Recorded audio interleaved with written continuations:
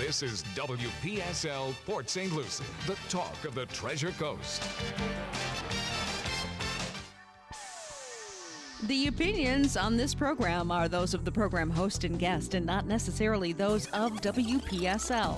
WPSL does not endorse products that may be mentioned. Any reproduction or retransmission of this broadcast is strictly prohibited without written consent of WPSL.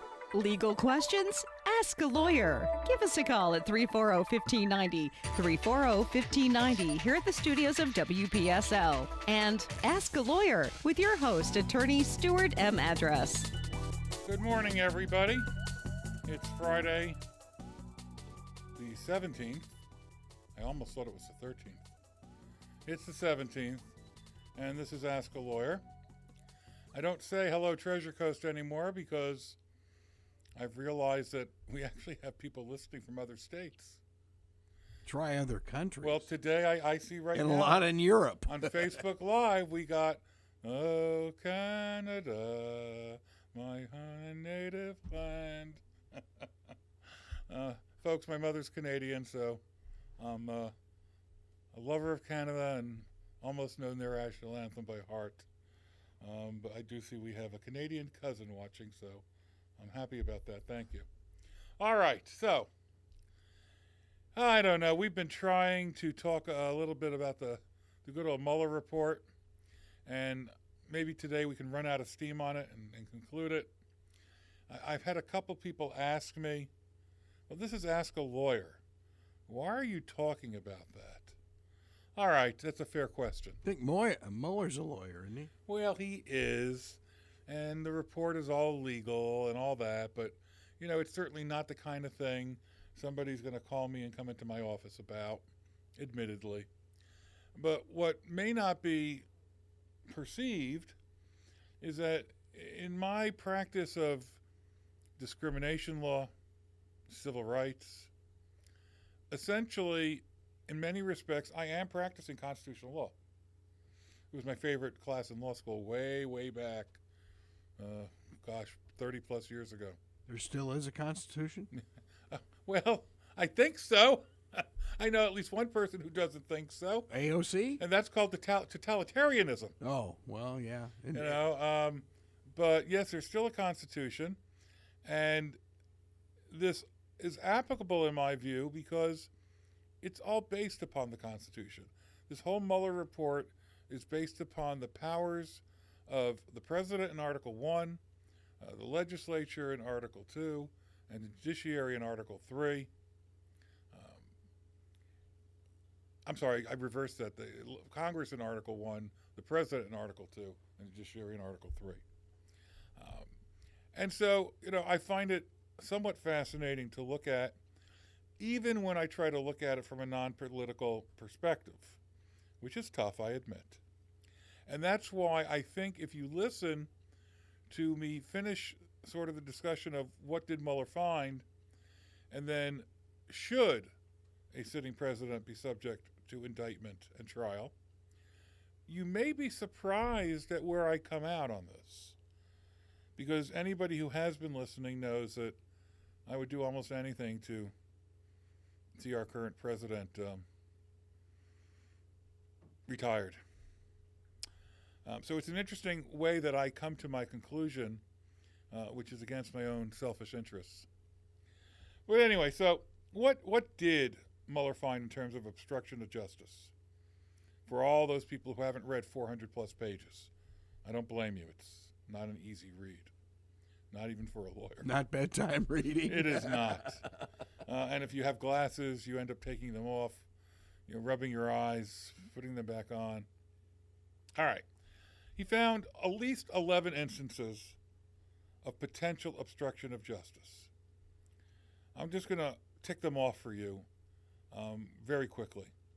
And again, by the way, feel free to call us. It's 340-1590. I've been trying in some ways to get through this Mueller report for weeks, but I'm happily distracted by anybody who wants to call about anything else.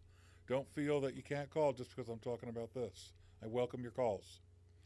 Anyway, he found that the campaign's response to reports about Russian support for Trump, might be an element of obstruction, conduct involving FBI Director Comey and Michael Flynn, the president's reaction to the continuing Russia investigation, the president's termination of Comey, the appointment of a special counsel in efforts to remove him, efforts to curtail the special counsel's investigation, efforts to prevent public disclosure of evidence, further efforts to have the Attorney General take control of the investigation, efforts to have White House counsel McGahn deny that the president had ordered him to have the special counsel removed, conduct towards Flynn, Manafort, and others, there's a part of that that's redacted, and conduct involving Michael Cohen.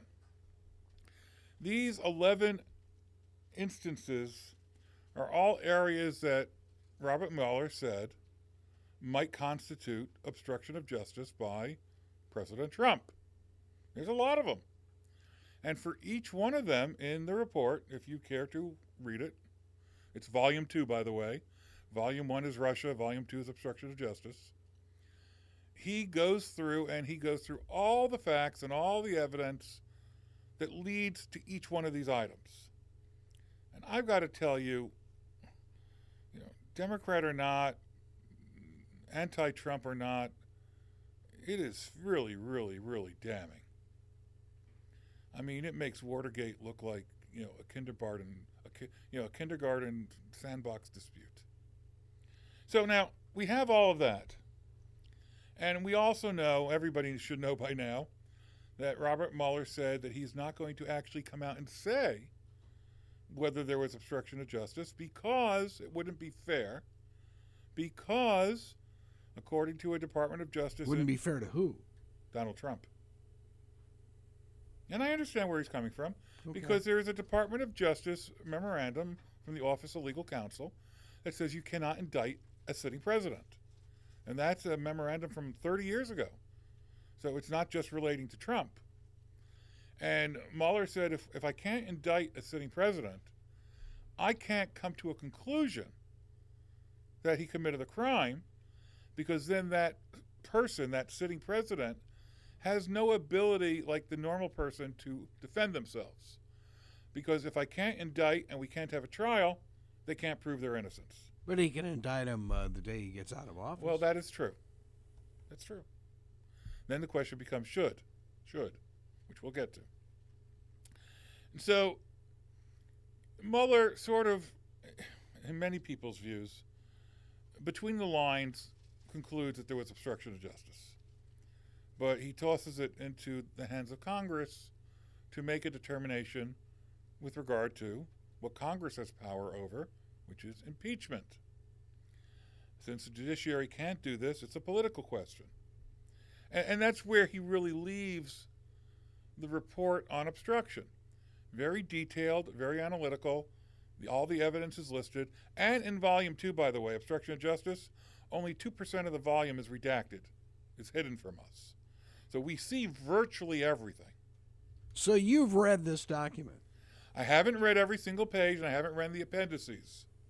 But I have read a good portion of it, particularly the obstruction side. Okay, so if you have read this, why haven't the legislators read this? Oh, I think many of them have.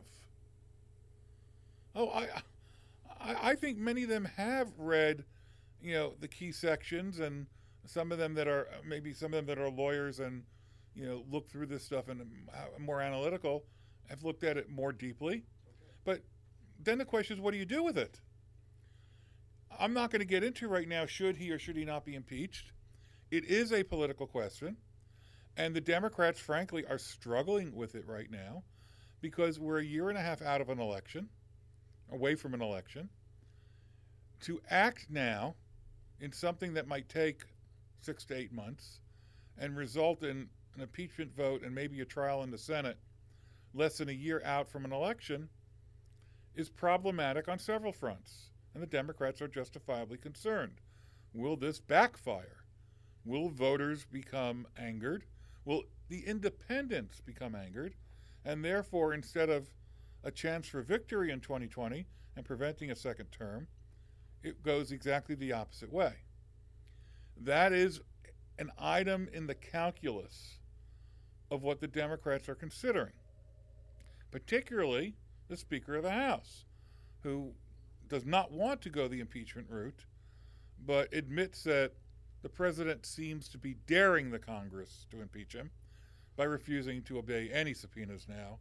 It is as if the president perceives himself, yes, here I'm making a political statement.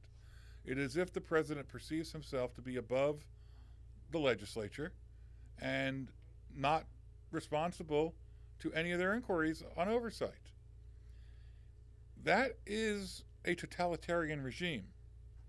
You know, when you lose the ability of an independent legislature, when you lose the ability of an independent judiciary, when you lose the press, an independent free press, you end up with somebody who controls the government, the country, the people. You end up with North Korea. And I think we have a question, maybe somebody who's angry at what I'm saying. I get that a lot. Or maybe not. All right, we have Don on line 1. Hello, Don. How can I help you? Well, I just want to have a couple questions for you. Sure.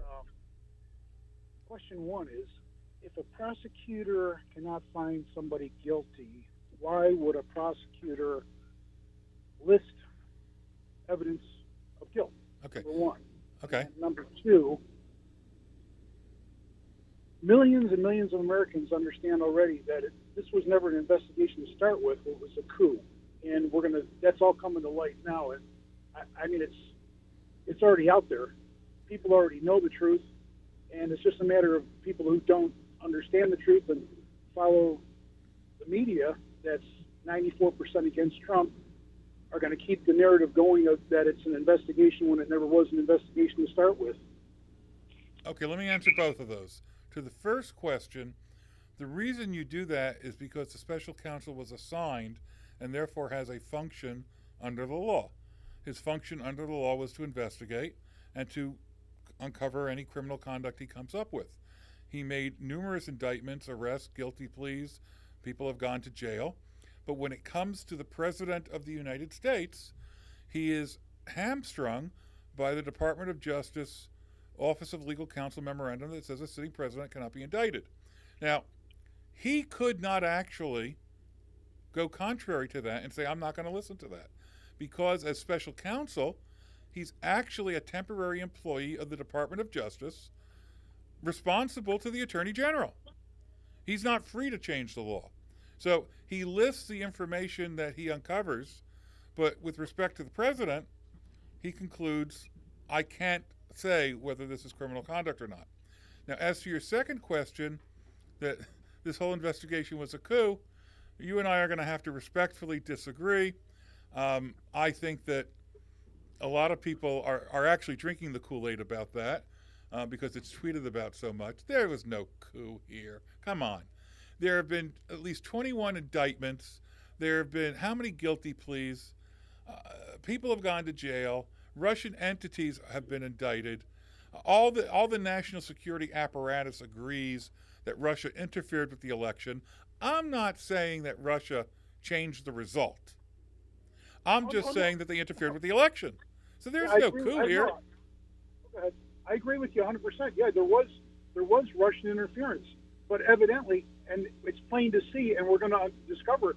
I mean, it's already been discovered. It's just a matter of the evidence coming out now that the Russian interference was from the other side. I disagree with that. And Mueller never looked at that, and that's clear. Well, there is somebody that has been appointed by Attorney General Barr now to look at that, so we'll see what happens. But I must respectfully disagree with you. I think everything that was shown shows that it was a reasonable investigation. All the principal people in the investigation were Republicans. It's hard to really say that this was a Democratic coup.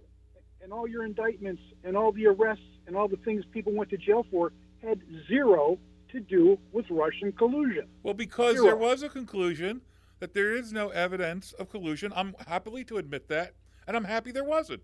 But what we do have is, in addition to the evidence of the Russian interference, we have a plethora of evidence of Trump campaign officials, family members, taking action which, while perhaps not technically legally conclusion, and I'll explain why, clearly was in support of the Russian efforts. Now, why isn't that collusion? Because collusion is a legal term, and it has a meaning. And under the legal meaning is that the Trump campaign would had to have worked with the Russians, in concert with the Russians. They would have had to have an understanding or an agreement to work at this together. The fact that the Russians did what the Russians did, and the Trump campaign did what they did, and both of them ended up helping each other, but did not have an agreement with each other, means it wasn't collusion. Doesn't mean it was right. Oh my God, I find it hilarious that you're still on the same narrative, that you follow the same narrative as I don't CNN. follow anybody's narrative. I do my own analysis. Oh, yeah, you are following the same narrative as CNN, exactly the same. But I'm not doing it because I heard it on CNN. Well, sir, there's already evidence out there, concrete evidence, and we're going to see people indicted shortly. That's going to blow your theories out of the water as long as I guess we else. will have to wait and see that. Yeah, I do thank you for your call. Film at 11. That's right. We'll see what happens in the future. All right, so we have the factors, as I was saying. And what does Mueller say about Congress's power now? What is their power with respect to obstruction of justice? Can Congress regulate against a president obstructing justice while acting perhaps in an otherwise constitutionally permissible manner? For example, he has the right to fire the FBI director. Can exercising that lawful constitutional right be obstruction of justice? So here's essentially the legal analysis that Mueller goes through. First, there's a balancing test that applies with respect to assessing the separation of powers and who can do what. And applying that test, Mueller concluded that Congress can validly make obstruction of justice statutes applicable to corruptly motivated official acts of the president without impermissibly undermining his Article II functions. That Volume 2, page 17. I'm sorry, page 171. My eyesight is going. He also says that a congressionally imposed limitation on presidential action is assessed to determine the extent to which it prevents the executive branch from accomplishing its constitutionally assigned functions. Again, there's a balancing test. So he says if the potential for disruption is present, whether that impact is justified by an overriding need to promote objectives within the constitutional authority of Congress is what you look at. So, like anything in law, it's not a clear yes, it's not a clear no. So, Mueller continues, Volume 2, page 170. Oh, I'm sorry. Let me just finish this. We'll go to the next call. Volume 2, page 173.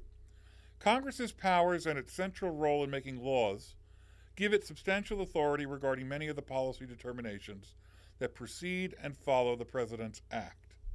So he says, for example, although the president's power to grant pardons is exclusive and not subject to congressional regulation, Congress has the authority to prohibit the corrupt use of the pardon power. And he cites 18 U.S. Code Section 201B3. With that, we'll take a pause, and we will go to John from Port St. Lucie on line 2. Hi, John. I'm still in the state of shock that Mueller's a temp. Right. Hi, John. How are you? I'm doing good, thank you. How can I help you? I have a question. Sure. I know that the administration talked about sending immigrants to sanctuary cities. Yes. You know, now they're talking. I don't know whether it's. I'm pretty sure it's still Trump administration that's planning on sending at least 500 immigrants to Palm Beach and.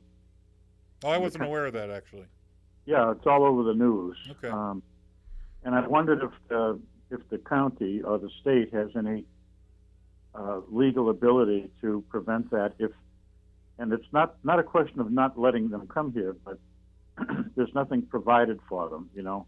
It's a very good question. Yeah. Honestly, I'm not sure how to analyze that question. You know, my initial thoughts would be the state, county obviously have a variety of powers that are regulated to the states, not the federal government. Yeah. Because we're 50 independent states that have agreed to become basically to confederate to become the United States of America. All powers that are not specifically delegated to the federal government in the Constitution are reserved to the states. So, I guess we start the analysis with whether the federal government is acting in a constitutionally permissible manner, exercising an authority that they've been granted under the Constitution. If they are, then I would think they have the right to control where immigrants, for example, are going to go, consistent with health, safety, all those other things that go into it. And under that circumstance, I would say probably the state or the county or the city have little input into the decision, little ability to fight it. And that occurs even when the federal government does something that impacts expense. For example, every time our president comes to Palm Beach County, it costs the Palm Beach County Sheriff's Office a ton of money in overtime. Now, the federal government doesn't pay that to Palm Beach County. Palm Beach County has asked, and the federal government has said no. So, the president has the right to come to Palm Beach County, particularly since he has a home here.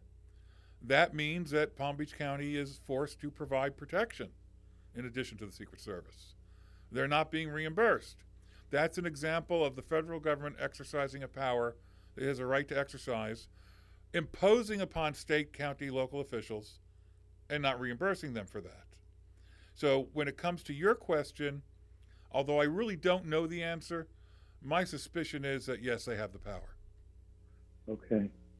I probably shouldn't mention this, but I wanted to make a comment. I was a little curious. About a month, maybe 6 weeks ago, I called, we talked, and the subject was Trump, and the administration. Okay. And I gave my opinion. And then last week, I was, you weren't there, so it was the best of. And I listened to the entire program. It all sounded familiar. And then I was at the very end, just before, you were signing off.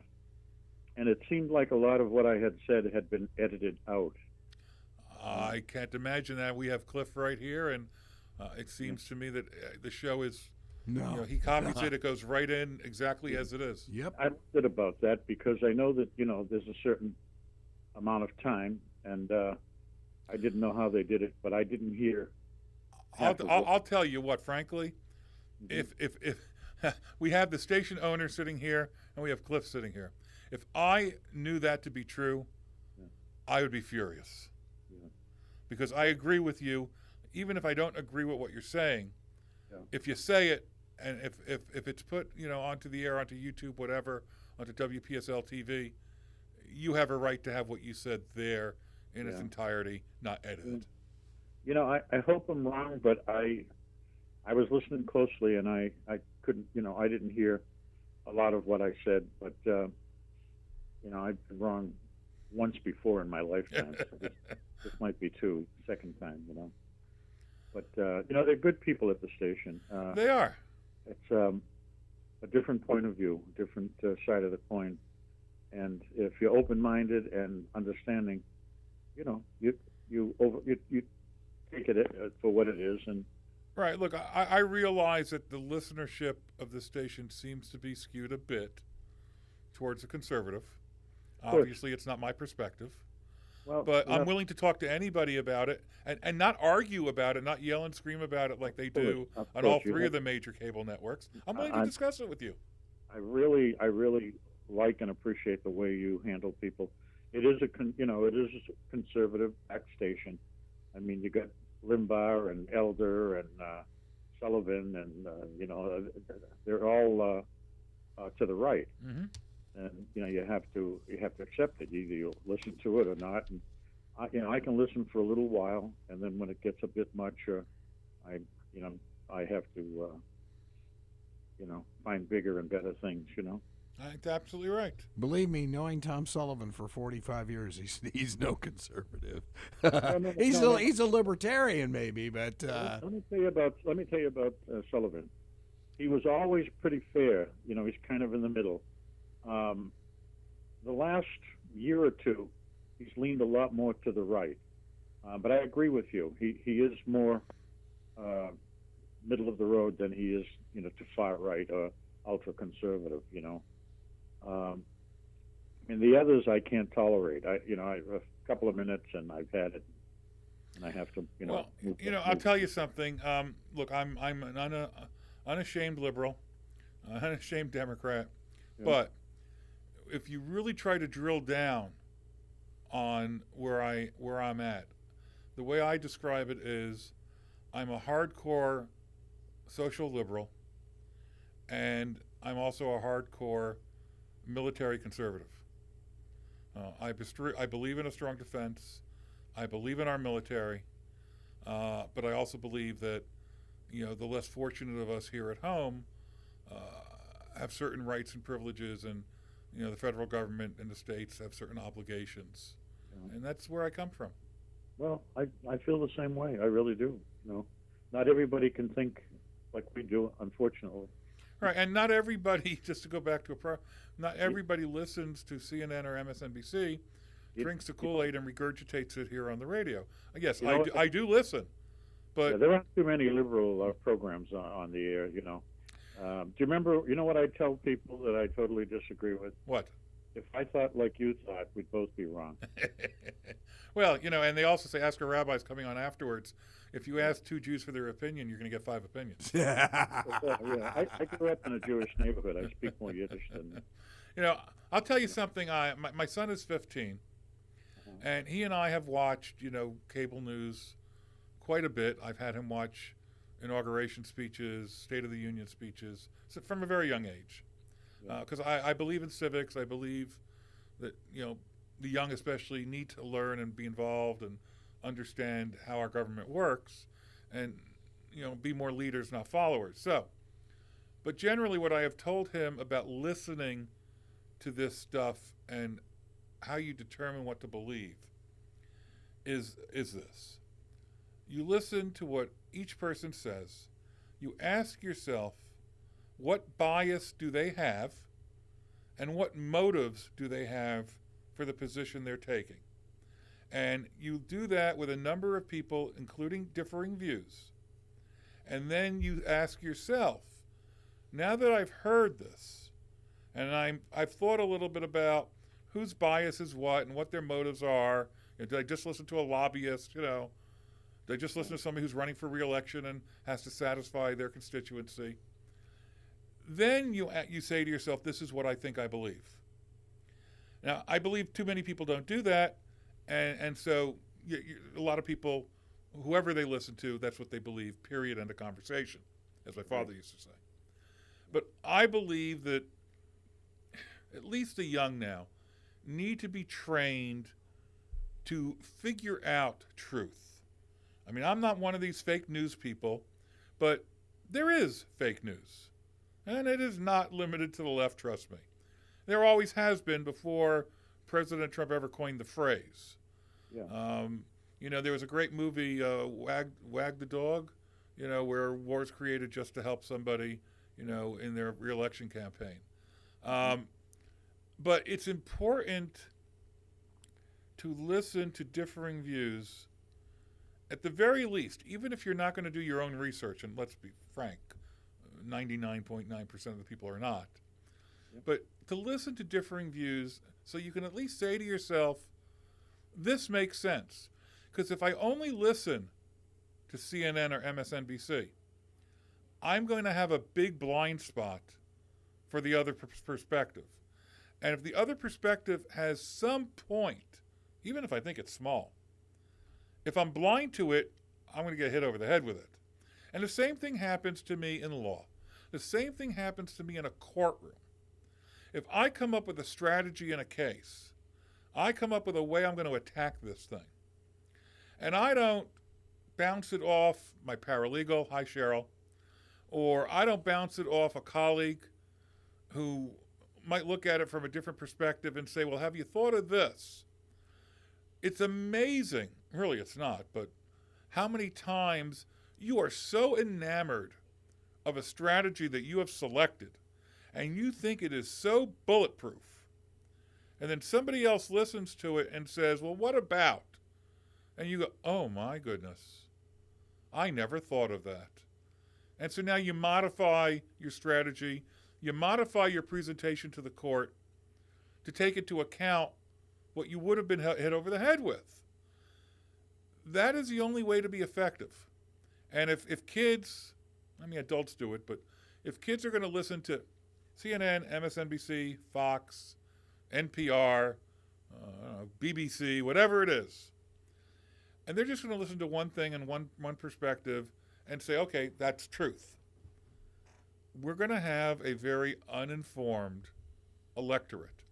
And this was precisely what the debate was regarding the First Amendment way back when, which is the goal was to have an informed electorate. And that is why the concept of freedom of speech is so ingrained in our history and our creation. We did not have that over in jolly old England. You could not speak your mind to the king without having your head chopped off. The First Amendment is designed to allow even baloney, poppycock, malarkey, junk, violent, offensive garbage to be spoken, with the idea that the marketplace of ideas will ultimately emerge with a couple of strong arguments for truth, and that the junk will fade away with an informed electorate, debating it. Now, that may have been one thing when we had town squares. It may be another thing when we have, 250 million people in the country. But the concept remains the same. We have to be ready to challenge everything we hear. We have to be ready to challenge even our own ideas, beliefs, policies. Because if we're not, how can we ever even defend them? We're going to get knocked over the head, as the rabbi likes to say, by a 2x4, and it's going to knock us out because we were so enamored that we knew the truth that we never even considered the other side might have a point. And I'll go back to another show I did following Senator McCain's passing, where I did a whole show essentially devoted to Senator McCain, a Republican who I admired, and we discussed the comments that people were making from all over the aisle, right, left, center, way right, way left, with regard to what they saw in Senator McCain. And what I saw was really simple. Strip away all the war hero and, all those years, in office. What I saw was very simple. I saw somebody who I perceived to be honest, even if I disagreed with him on a policy. I saw somebody willing to listen to the other side. I saw somebody who was willing to work, in his case with Democrats, to try to fashion legislation that made sense and respected the views of both sides. And the truth is, if you're in the majority, you get more of the pie. And so when the Republicans are in charge of Congress and the Democrats are trying to negotiate on policies, the Democrats have to understand the Republicans are going to get more of the piece of the pie because they're entitled to it. The people elected them. And when the Democrats are in charge of Congress, then the Republicans have to accept, well, I don't like this. If I'm going to get something as part of this piece of legislation, even though they're going to get more, we need to work together and pass the dang legislation. A good example I like to give when I'm talking to clients, or frankly even my son when he was taking civics, is I litigate Title VII of the Civil Rights Act. Discrimination, race, gender, age, disability, national origin, all those kinds of things. I'm sure I'm probably leaving a couple out. Religion. I litigate Title VII. The Civil Rights Act was not passed by President Johnson following up on President Kennedy's desires after his death. It was not passed in total. President Johnson, made his position clear to his supporters in Congress. We're not going to touch this title of the act. We're not going to touch that title because it'll never get passed. We're never going to get enough votes. We can only do what we can do. So let's pass something. And that's the point. The idea right now is let's pass nothing because we can't get everything. You pass what you can pass, and then you hope to amend it down the road. The Civil Rights Act had titles added to it in successive administrations. Indeed, the Civil Rights Act is still being amended, and I would like to believe that very soon the dispute over whether sexual orientation is part of Title VII of the Civil Rights Act will be resolved by a piece of legislation that amends it to make clear that sexual orientation is part of Title VII of the Civil Rights Act. And so the idea is we keep amending and amending and amending to try to make it better.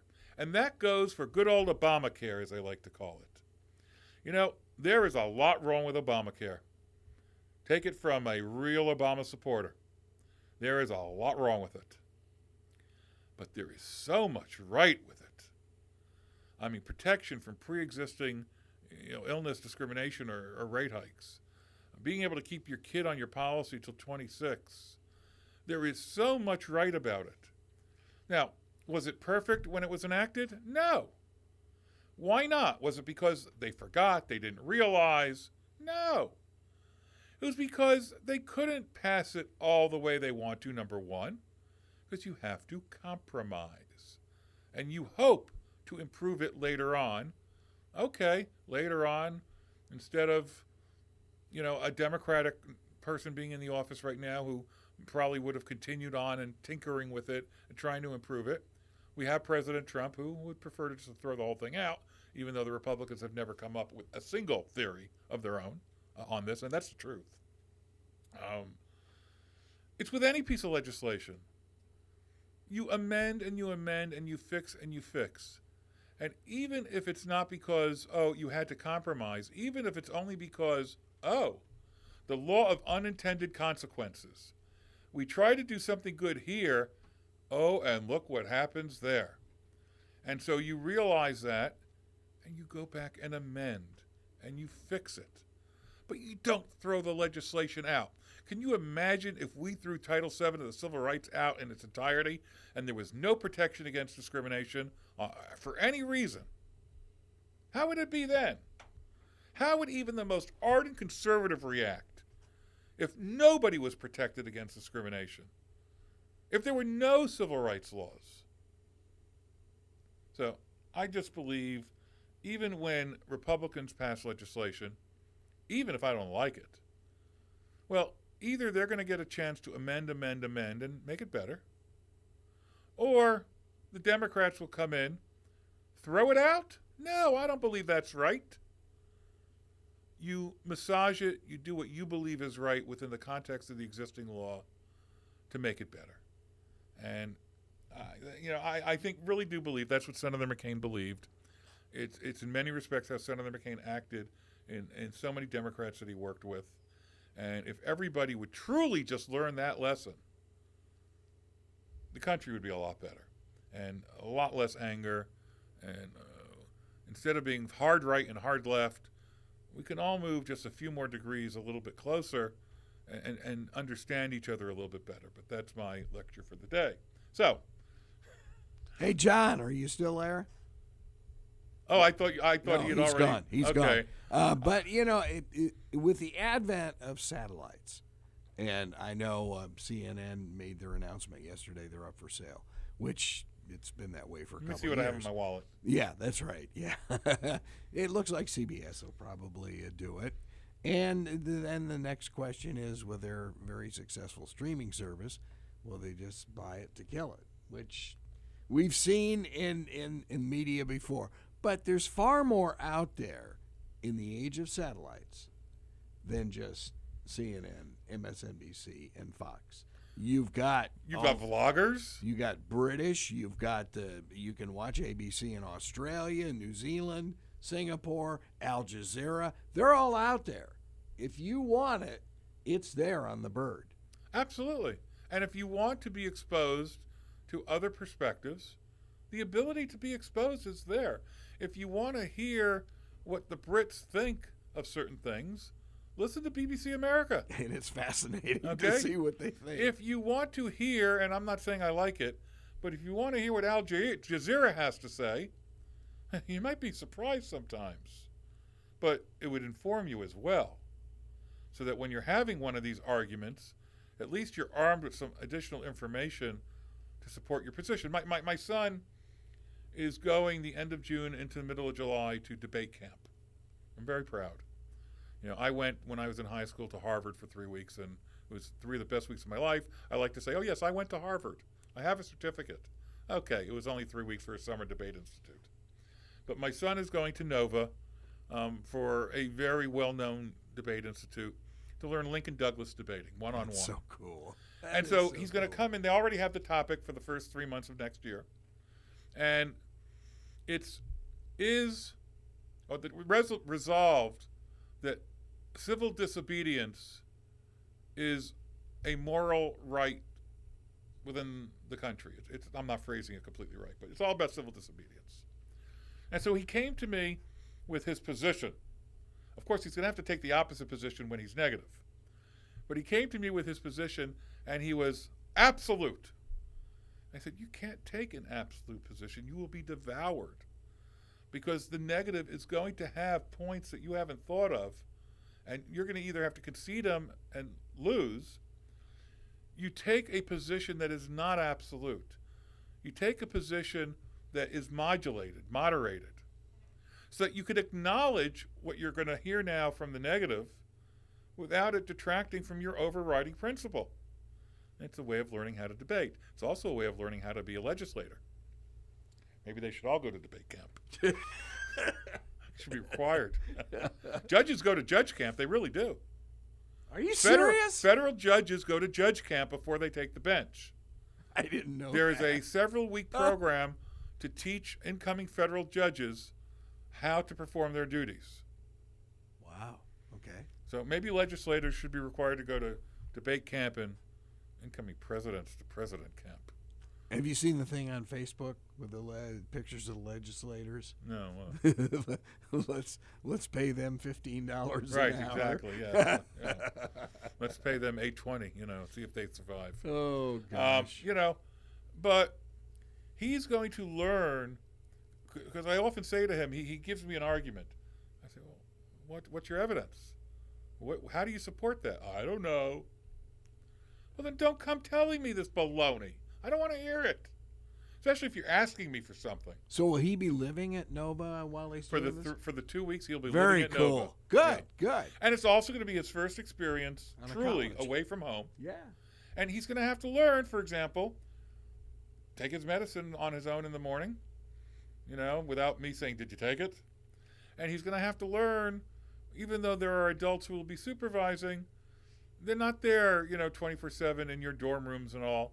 You're going to have to learn to take care of yourself. You're going to have to learn to interact with other people from other parts of the country who have different perspectives. And I've told him, I'm hoping he comes back knowing not just what he's going to do for the next 3 months in Lincoln Douglas debate when school starts again, and be really prepared to kick tushy, as I say so I don't get in trouble.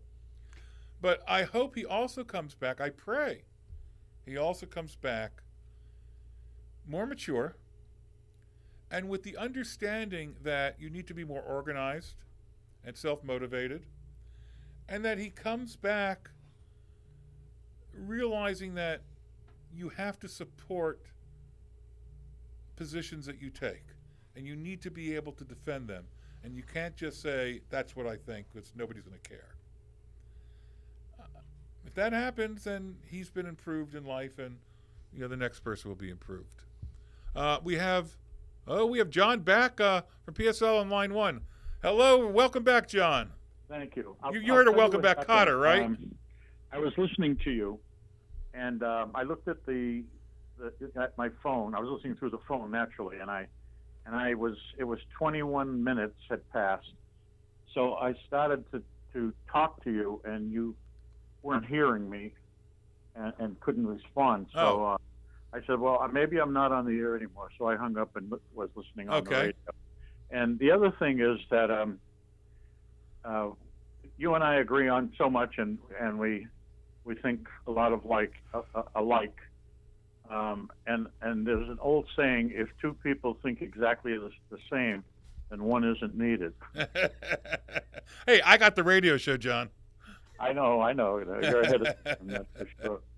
But I didn't want you to think that I deliberately hung up. I was listening to what you're saying. I appreciate it. I thought basically, I'd responded. I thought you left, and we were just going to continue on.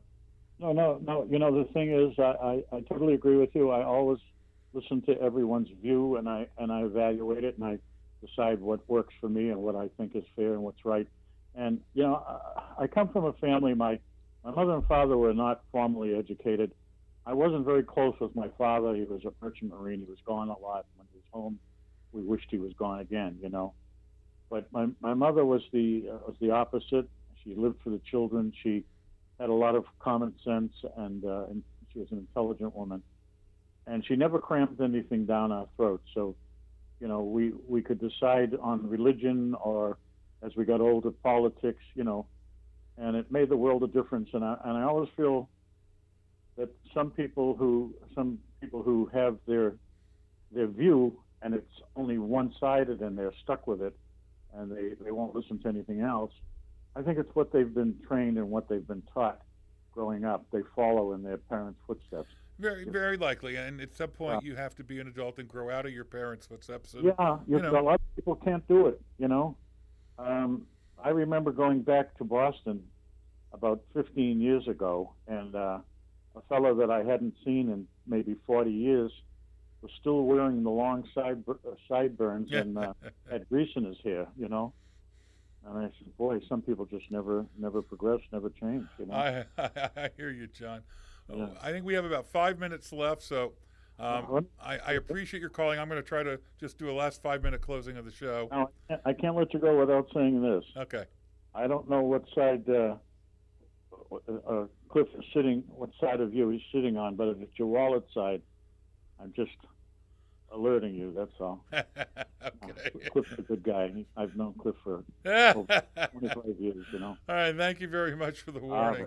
Okay, bye-bye. Bye-bye. All right. I'm going to do a little preview for next week where we really are going to conclude at least what I have prepared on the Mueller report. And I'm going to ask you all a question. And I'm going to ask you to think about it over the next week and maybe be prepared to call in next week as we just conclude this topic. And the question is, given all we know now, given that we know that the Department of Justice has a memorandum that says a sitting president cannot be indicted, so is that the law? Isn't the law? Nobody's really quite sure, but let's assume it is. Now the question becomes, should a sitting president be subject to indictment? Not can he, but should. And I think that's a much more complicated question. And in the last 4 minutes that I have, I'm going to preview it and hope that you will really think about it. Maybe I'll get a couple calls. I think that the answer to the question needs to be more nuanced than binary, yes or no. I think we might need to look at, should a sitting president be subject to indictment for certain types of offenses, but not for others? Maybe a sitting president should not be subject to indictment by actions by third parties like, you sexually assaulted me, but should be subject to indictment for abuse of power in office. Or maybe a sitting president should be subject to indictment for acts committed in office, but only certain types of acts. We could. I haven't heard this debated on CNN, MSNBC, or anywhere, Fox. But this is really the question. If people are upset about, Mueller wouldn't indict, and then the question is should. And we have to figure out as a people, what do we believe? Should a president be free from indictment while he is sitting in office for a whole host of reasons? Or maybe, should a president be subject to indictment only for certain things? And I will tell you that my own analysis is still ongoing because I got new information within the last couple of days that made me rethink it a little bit. And I won't give you my sort of answer just yet, but I will tell you that initially I came to one answer. Then I tried to refine it a bit in my own mind and make it more nuanced, like I'm suggesting. And I came to another answer. And then I said to myself, well, how are we going to implement that? And I came to the conclusion that it's not really possible without one Congress implementing it one way because they're more political, or one judge implementing it another way, with interpreting it and discretion. And how could we, or could we at all, fairly come up with a policy that would say, for this, you can be charged while president, but for everything else, you can't? And then what happens after? We talked about earlier, sitting president, yeah, sure, after he's done, you can indict him the next day. Is that what we want to do in this country? Do we want to go after the losing candidate or the exiting president? Isn't that what third world countries do? We've never done that. Do we want to start that precedent just because we, and I'm using the royal we, you may not be part of this, just because we hate and despise President Trump? Do we want to be part of saying, you're out of office now? Guess what? You're under arrest. Is that really the nation we want to be? That's a hard question, folks, especially for somebody who really doesn't like the current president. But I'll tell you in the end, I don't think we want to go down that road. Otherwise, we're going to become a third world country like that, and the faith in our democracy is going to crumble. So think about that. Call me next week. Tell me what you think. It's really important. And other than that, if you have a question, give Cheryl a call at my office, 781-8003. And I hope you all have a wonderful weekend. And maybe I burden you with having to think about this a little bit. I'll see you next Friday. This is Ask a Lawyer, and have a great weekend. Bye-bye. This is WPSL Port St. Lucie, WPSL Worldwide on Alexa and Google Home.